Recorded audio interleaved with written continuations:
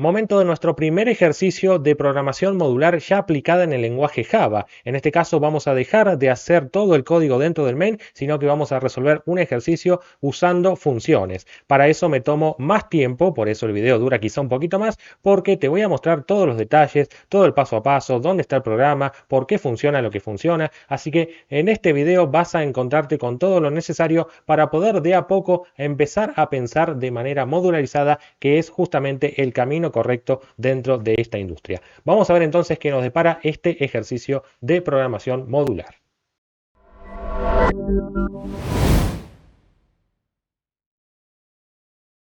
En la descripción del video te dejo el enlace hacia este documento que te muestra cuáles son los conceptos que vamos a aplicar acá de manera integradora. Además, estos fueron explicados en la playlist. También te dejo el enlace hacia el ejercicio resuelto que vamos a producir a continuación y obviamente el enlace al video que estás observando. Ahora bien, nos concentramos en el enunciado. El enunciado es súper corto y nos dice desarrollar un algoritmo de forma modularizada. Atención con esta restricción, es la primera vez que aparece y además a partir de ahora haremos de esta forma los ejercicios. Tenemos que permitir ingresar un número natural. El usuario lo coloca y la computadora debe mostrar si el número es o no primo. Calculo que sabes lo que es un número primo y de lo contrario acá tenés la notita al pie donde abajo decimos que un número primo es básicamente un entero mayor que 1 que solamente puede dividirse por sí mismo y por 1. Esa es la condición para ser primo.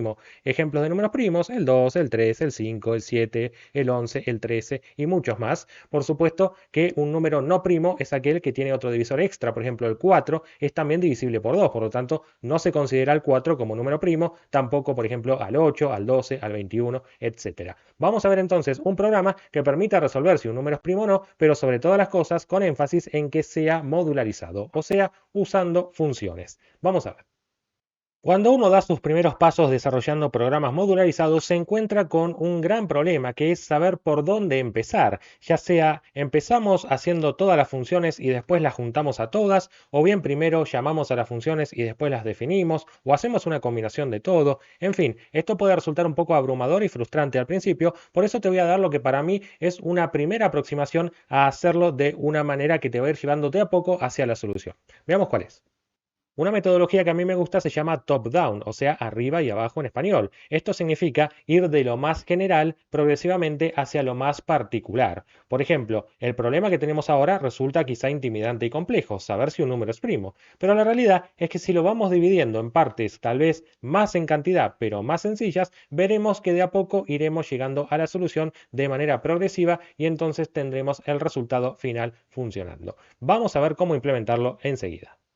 Vamos a resolver esto primeramente en dos líneas de código. Sí, me escuchaste bien. Vamos a pensarlo primero a alto nivel, es decir, qué tenemos que hacer, no cómo hacerlo. En este caso veo dos grandes cosas para hacer. En primer lugar, leer un número en la consola, pero también tenemos que validar que sea positivo. De lo contrario, se lo tendríamos que volver a pedir al usuario. Eso conlleva un ciclo, ya lo hemos visto también en otro video en esta playlist. Por lo tanto, eso puede tranquilamente hacerse en otra función que aún no existe, pero va a existir. Y esa es la gracia, llamar a funciones que enseguida después vamos a hacer y empezar a dividir el problema en partes más pequeñas. Por eso es que acá voy a poner una variable que la voy a llamar n, que representa el número que va a poner el usuario. Pero ese número va a ser obtenido y devuelto por otra función que la voy a llamar, en este caso, leer entero, y de esta manera voy a colocar entre. ¿Por qué entre? Porque me voy a hacer una función súper reutilizable dentro de un rato que me permita leer un entero entre un valor y otro. Lo voy a dejar por ahora de esta manera. No le voy a pasar todavía argumentos porque lo quiero analizar con más detalle dentro de un rato,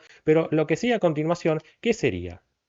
Sería simplemente tomar ese número, verificar si es primo e informarlo. Esto conlleva obviamente condicionales, ciclos, pero nada de eso va a ser hecho en el main, sino que se lo vamos a delegar a otra función que la voy a poner con un nombre descriptivo. Por ejemplo, informar si es primo. Pero ¿quién tiene que ser primo? Ahí obviamente deducimos que este número es el que le tenemos que mandar a esta función para que haga bien su trabajo. Ese va a ser el argumento, así que ya se lo vamos enviando a pesar de que nada de esto exista. Está todo en mi imaginación, pero lo importante no es que esto no funcione, sino que ya estás resolviendo el problema a alto nivel. Es decir, empezaste con un problema complejo y lo partiste ahora en dos mitades bastante más sencillas. Por un lado vas a tener que leer y validar un entero dentro de un rango y por el otro vas a tener tener que informar ahora si un número entero positivo ya validado es o no primo. Vamos entonces a resolver esto, pero primero vamos a desarrollar estas funciones al menos que reciben y que devuelven para seguir evitando que salgan estos errores de compilación aquí en NetBeans con Java. Empecemos por venir acá abajo y definir una función con el static delante que va a devolvernos un número entero. Para ser coherentes, si acá esperamos un entero en esta variable devuelto por esta función, acá obviamente también ponemos un entero. La función se va a llamar leer entero entre, copio y pego su nombre para evitar errores de tipeo. Y por ahora, y solo por ahora, no está recibiendo parámetros. A continuación entonces me va a quejar acá y va a decir falta el return. En estos casos, para evitar errores de compilación, puedes poner un return 0. Sabemos que esta función no tiene que devolver 0, después la tenemos que hacer, pero al menos por ahora está compilando. Verás que ahora se fue el error, todo es consistente para el compilador de Java, y lo que faltaría también es definir esta función que no existe. Vamos a hacerlo entonces, aquí abajo, static, esta función, como verás, tiene que informar si el número es primo directamente emitiendo mensajes en la consola. Es un tipo de función que no necesita devolver nada, de hecho no me estoy quedando con ningún valor de retorno, así que este tipo de funciones, recordá que lo vimos en otro video, y son funciones que devuelven void, o sea, nada. En este caso, una vez más, copio y pego su nombre, informar si es primo, y en este caso sí vemos que se está recibiendo un parámetro, o sea, acá se llama argumento, es de tipo entero y está viajando para llegar acá. Por lo tanto, vamos a ser coherentes. De este lado estamos esperando un entero cuyo nombre no tiene nada que ver con lo que está en el main. Ya hemos visto el video de ámbito de las variables. Por lo tanto, si querés ponerle n va a andar, y si querés ponerle x va a andar, y si querés ponerle num también va a funcionar. Lo importante es cómo lo utilices dentro del contexto de esta función. Obviamente, al ser una función void, no necesitamos poner ningún return, por lo tanto ya tenemos definidas las dos funciones que por ahora hemos analizado que van a aparecer, y será cuestión ahora de empezar a resolverlas. Por lo pronto, al main ya no deberíamos volver más que para analizarlo, ya que no hay mucho más que agregar. El programa se ha resuelto ya, por lo menos a alto nivel. Se lee un entero y luego se informa si es primo. Pero bueno, ahora llegó el momento de hacer estas funciones para que termine de andar. Empecemos por resolver esta función leer entero entre, que tiene como objetivo obviamente leer un entero en la consola, validarlo y después devolverlo ya validado para evitar que tengamos que hacer esa lógica cada vez en cada ejercicio. Por eso empecemos obviamente por definir lo que es el escáner, como bien sabes, el tipo de objeto donde vamos a poder usarlo para escanear cosas desde la consola, y a continuación vamos a colocar primeramente una salida que diga algo así como ingresar un número natural. Vamos a dejarlo esto con un print para que justamente se muestre de esta forma. Ingresa un número natural, dejo un espacio, mucho mejor. Y a continuación hacemos uso de lo que es una variable local, en este caso, que vamos a llamarla, por ejemplo, x. En esta variable x, entonces, vamos a colocar el llamado a integer.parseInt. Esto que lo que permite es convertir una cadena que llega como argumento a un número entero, y esa cadena que le tenemos que mandar es justamente la que nos va a retornar ahora el objeto input cuando yo haga uso del método nextLine, que permite leer una cadena desde la consola. Hasta ahí todas cosas que ya deberíamos saber, pero vamos a ver cómo continuar. A pesar de que acá diga número natural, el usuario puede poner cualquier número entero, así que vamos a desconfiar y validar. En este caso ponemos un ciclo while, como hemos visto en el video de validación de entradas en Java, y diremos que mientras el número x sea menor a 1, entonces lo volveremos a pedir, y para eso copiamos y pegamos este par de líneas y simplemente hacemos los ajustes necesarios. En este caso, quitar esta palabra in delante, porque si no estamos redeclarando la variable x, lo cual está mal, y además tenemos que ver acá que podemos poner la palabra error adelante, para que entienda el usuario que empezó ya el ciclo que muestra que se está equivocando. Una vez que este ciclo while termina, es porque no queda otra que el valor de x sea como yo esperaba, o sea, mayor o igual a 1. Por lo tanto, ahí ya lo estaremos devolviendo. Como ves acá, cambié ese 0 por la variable x para que de esta forma tengamos una función que valida un entero al menos positivo. Pero vamos a probarlo en primer lugar.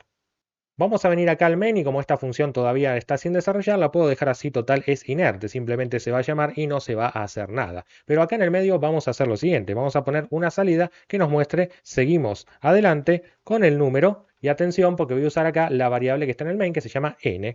En este caso vamos a ejecutar el programa y ver que primero se va a llamar esta función, se va a ejecutar todo lo que esté aquí dentro, se va a devolver finalmente el valor de x cuando ya sea resuelto, se va a guardar en n, y acá tendrá que informar la máquina qué pasó con el número n. Entonces vamos a ejecutarlo y veremos que es como te decía, ingresa un número natural. En este caso me voy a equivocar a propósito, le voy a poner el -3, por ejemplo, y me dice error, ingresa un número natural. Bueno, le puedo poner ahora, por ejemplo, un 0. y se vuelve a decir ingresa un número natural. Así que ahora coloco un 5, por ejemplo, aprieto el Enter y como verás lo que pasó, pasa que se hizo muy rápido, es que se devolvió ese 5 y finalmente, como te decía, se guardó en N y se mostró. Seguiríamos adelante ahora con el número 5, por lo tanto ya podemos resolver luego la función de informar si el número es primo sabiendo que le estamos pasando por parámetro un número natural que ya fue validado por otra función. Pero antes de continuar, no nos perdamos la oportunidad de ver que esta función es súper reutilizable, porque más de una vez en varios ejercicios nosotros tenemos que leer enteros y que además sean validados dentro de un rango numérico. Por ejemplo, entre 1 y 10, entre 20 y 50, entre menos 10 y 0, ¿por qué no? Entonces, si tendríamos que hacer una función leer entero por cada escenario posible, estaríamos prácticamente haciendo que esto tienda a infinito. Así que la gracia de usar funciones es que éstas sean reutilizables. ¿Qué cosas entonces podemos ver? Que tanto el valor mínimo como también un posible valor máximo, como también incluso el mensaje que ve el usuario, son todas cosas que son parametrizables, es decir, que son valores que pueden llegar por afuera de la función en lugar de ingresarse acá de forma fija, para que de esa manera la flexibilicemos y la hagamos más reutilizable. Quizá necesites en otro ejercicio leer una edad entre 1 y 120, necesites leer un precio mayor que 0, necesites un rango de cantidades entre 15 y 20. Todos esos casos podrían ser resueltos con esta función leer entero entre si ajustamos los parámetros que recibe. Vamos a hacerlo. Empecemos por el mensaje. Yo esta vez estoy mostrando ingresar un número natural, pero el día de mañana quiero poder hacer que esta función muestre otro cartel. Por ejemplo, ingresa una edad, ingresa un precio, ingresa una cantidad, según el contexto del ejercicio. Entonces voy a tomar este mensaje, lo voy a copiar y lo voy a poner acá como si fuera un argumento. Obviamente ahí ya le voy a quitar el espacio porque lo necesario acá es simplemente la cadena a mostrar, no solamente si hay que poner espacios o no, eso lo puede resolver la función por dentro. Fíjate obviamente que ahora Java se queja y me dice que esto no es compatible. Estamos enviando un argumento de tipo cadena y acá no lo estábamos esperando, pero sí, vamos a esperarlo. Vamos a poner acá un string y el parámetro se va a llamar con un nombre que vos quieras, pero que refleje lo que va a pasar. En este caso será un mensaje que nos llega que queremos mostrar. ¿Y dónde lo vamos a mostrar? Justamente aquí. Ese mensaje lo vamos a poner acá en reemplazo de esta cadena de forma fija y además acá fíjate que lo estábamos repitiendo una vez más, así que ahora nos lo podemos ahorrar. Eso sí, hagamos el siguiente ajuste. Sería bueno que la función muestre el mensaje, pero que deje un espacio. Entonces acá vamos a concatenar básicamente un espacio con un 2 puntos delante para que salga con esa sensación de que sale la leyenda, 2 puntos, espacio y luego el valor que coloca el usuario. Eso mismo vamos a tratar de respetarlo aquí, pero ten en cuenta que quiero anteponer la palabra error, así que vamos a poner esto, error, punto, espacio, a continuación vendría el mensaje y luego el 2 puntos esperando el valor del usuario. Entonces volvamos a probar esto para que te convenzas de que está funcionando igual que antes, pero fíjate que esta vez el mensaje lo pasamos por afuera, lo que hace que mi función sea reutilizable en cualquier otro contexto donde se necesite otro mensaje diferente. Probamos el programa una vez más con estos cambios y vemos que sale exactamente lo mismo, solo que el cartel esta vez se pasó por afuera de la función. Ahí coloco un 15, por ejemplo, y seguimos adelante con el 15. Y si no me equivoco a propósito, pongo un -2. A continuación me sale error, ingresó un número natural. Y bueno, esto obviamente activa el ciclo de validación que no va a terminar hasta que coloquemos un entero superior a 1 o el 1 también debería validarse. Sí, correcto, el 1 también pasa. Así que hasta ahora todo funciona mejor, pero también podríamos hacer más flexible el hecho de saber qué tipo de validación hay que usar. Pongamos entonces más parámetros. Si queremos que esta función sea más reutilizable, bien podemos hacer que este valor de x sea menor no a un 1 fijo, sino a un parámetro que debería llamarse mínimo y que lo vamos a recibir aquí como segundo parámetro, un entero que se llamará mínimo. Por otra parte, quizá también nos interese validar un rango máximo, así que se tendría que cumplir que la x sea menor al mínimo o bien podría pasar que la x sea mayor al máximo. En cualquiera de esos dos casos, el ciclo se tendría que activar. Una vez más, el valor de máximo no tenemos por qué saberlo, nos va a llegar por afuera para hacer más flexible a la función y reutilizarla en varios escenarios. Así que otro parámetro más que se llame max. Obviamente los cambios que hagamos en esta definición de la función van a tener impacto entonces cuando lo estamos llamando, porque ahora estamos pasando solamente una cadena y no estamos pasando lo que falta, que son dos números enteros. En ese caso vamos a ajustarlo. A nosotros en este ejercicio particular nos interesa un número positivo, o sea que tenga como mínimo el valor 1, así que ya sabemos que el valor para mínimo va a ser el 1, pero no tenemos claro cuál va a ser el máximo. Si supiéramos, por ejemplo, el máximo y quiero números entre 1 y 10, esto ya estaría resuelto. 1 es el mínimo, 10 es el máximo. Pero cuando nosotros no sabemos cuál es el máximo o cuál es el mínimo, en ese caso bien podríamos no pasar ningún valor, pero si no lo hago, como verás, me marca un error. Es algo que se suele resolver en Java con lo que es la sobrecarga de funciones, pero no quiero ponerme ahora en detalle con ese concepto, así que lo que vamos a hacer en este caso es poner el máximo entero posible que se pueda en Java para que lo tome como máximo. En ese caso, no lo escribas a mano porque no va a quedar muy bien, simplemente hace uso de integer como venimos usando en otro lugar y pone esta constante que ya viene en Java, que es max value. Por cierto, si necesitaras el mínimo, también lo tenés, ¿no es cierto? Este es el máximo valor que se puede representar en un entero en Java, así que para evitar escribirlo a mano, simplemente lo tenemos de esta forma. Recapitulando, vamos a llamar a la función leer entero entre y le pasamos el mensaje, el valor mínimo, el valor máximo y verás entonces que para este caso particular va a validar números de 1 hacia el máximo valor de los enteros en Java. De hecho, lo volvemos a correr ahora y vemos que funciona. Por ejemplo, -4 no me lo deja pasar, el 0 no me lo deja pasar, pero sí me deja pasar, por ejemplo, un 7 y en ese caso seguiríamos adelante con el número 7. Quédate con que hemos hecho una función que no solamente resuelve esto para este ejercicio puntual, sino que encima es reutilizable para futuros ejercicios. Y eso es lo que siempre tenés que tratar de lograr, que las funciones sean lo más reutilizables posible. La mitad del problema ya fue resuelto. En este caso sabemos que en la variable n tenemos un número que es natural, un número positivo. Por lo tanto, ya podemos confiar en que esta función va a hacer uso de un número de ese calibre. Por lo tanto, en este caso vamos a concentrarnos en informar cómo sabemos si es primo o no.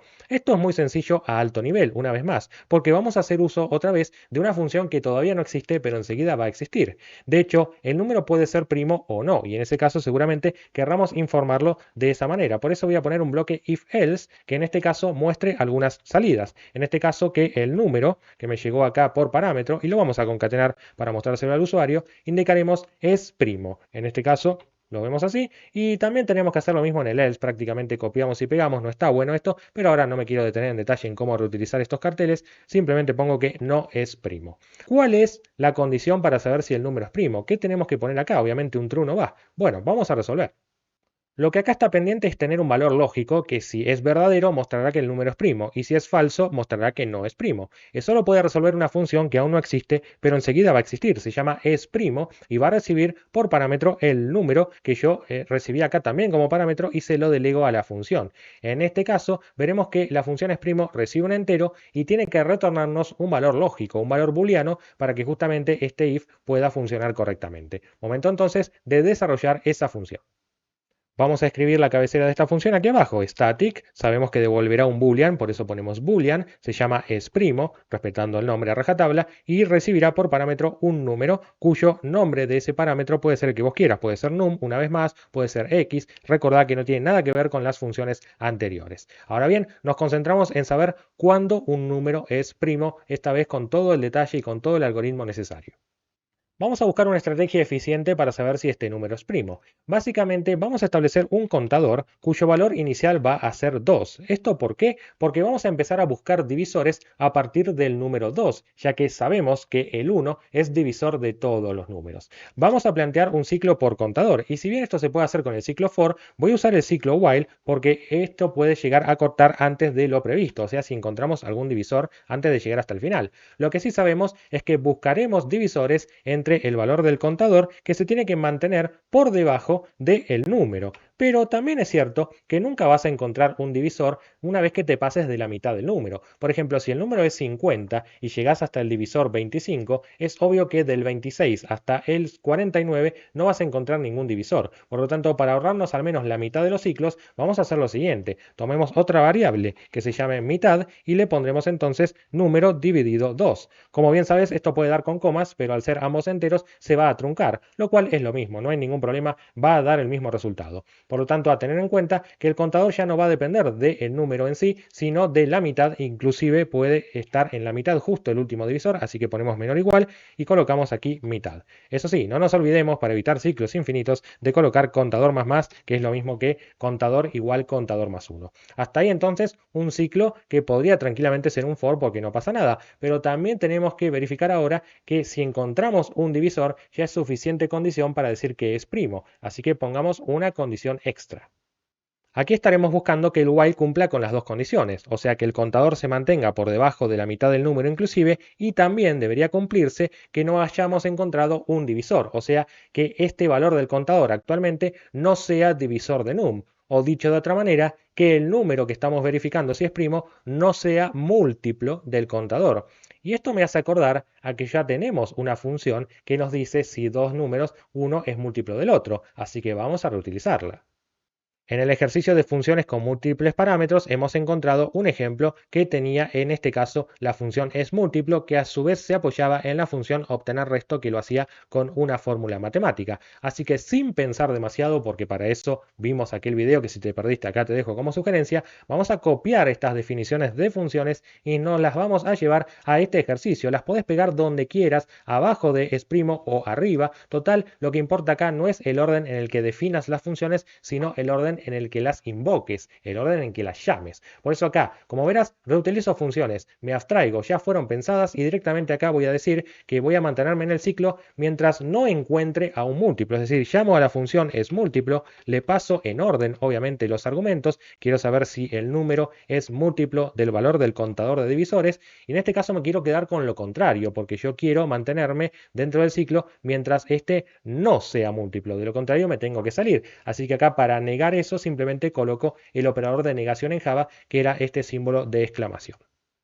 Este tipo de ciclos controlados por dos condiciones tiene como particularidad que cuando terminan no sabemos por qué terminan. Tenemos que hacer una nueva pregunta. ¿Qué pasó acá? ¿El contador quedó mayor que la mitad? Lo que significa que no encontramos ningún divisor hasta la mitad y por eso el número es primo. O bien, de este lado, vemos que hemos encontrado que el número es múltiplo de algún valor de cont, lo que significa que ese valor es divisor del número y por eso ya podemos decir que sin buscar más divisores, ese número no es primo. Necesitamos saber cuál de las dos condiciones fue falsa y eso es muy simple. Lo que vamos a hacer acá es directamente devolver una expresión lógica que resuelva si el número es primo. Y básicamente lo dijimos recién, el número es primo cuando el contador quedó por encima de la mitad. Esto es lógica pura. Si terminó el ciclo y el contador quedó por encima de la mitad, es porque éstas siempre dieron como corresponde, o sea, ninguno es múltiplo y por eso el contador terminó básicamente en la mitad para que no sea un ciclo infinito. Entonces tendrás que esto devolverá un verdadero, indicando que el número es primo. Por el contrario, si ya encontraste algún divisor en pleno proceso, esto habrá cortado y el contador se tendrá que mantener todavía por debajo de la mitad. Entonces esto dará falso e indicará que el número no es primo. En cualquier caso, vamos a probarlo para convencernos que funciona. Vamos a probar este programa que recordá que empieza y termina en el main y va propagándose por las diferentes funciones. En este caso voy a ingresar un número natural. A propósito me voy a equivocar, el -8, para seguir comprobando que funciona la función leer entero entre, valga la redundancia. En este caso pongo un 0 y tampoco lo deja pasar. Y ahora pruebo con un número que sea primo. Por ejemplo, el 13. El 13 me tiene que decir que es primo y efectivamente el programa me lo indica. Ahora bien, ¿qué pasa si pruebo con un número que no es primo? Como el 12, que es divisible por 2, por 3, por 4 y por 6. En ese caso me dice que no es primo y quédate tranquilo que no fue a buscar más que el 2, porque esto justamente es eficiente, no busca más divisores que el 2, ni fue para el 3, ni para el 4, ni para el 6. Así que en este caso podemos seguir probándolo con más valores. Hay un caso muy particular que es el número 1. A este tipo de número 1 se le dice coprimo porque no tiene dos divisores, tiene uno solo, que es el 1, que coincide justamente con ser sí mismo. Pero bueno, en ese caso vamos a dejarlo así y simplemente veamos que el programa funciona y es más fácil de interpretar que si lo hubiéramos hecho todo adentro del main, ya que podemos ver un primer vistazo a alto nivel con unas funciones cuyos nombres son bastante claros y declarativos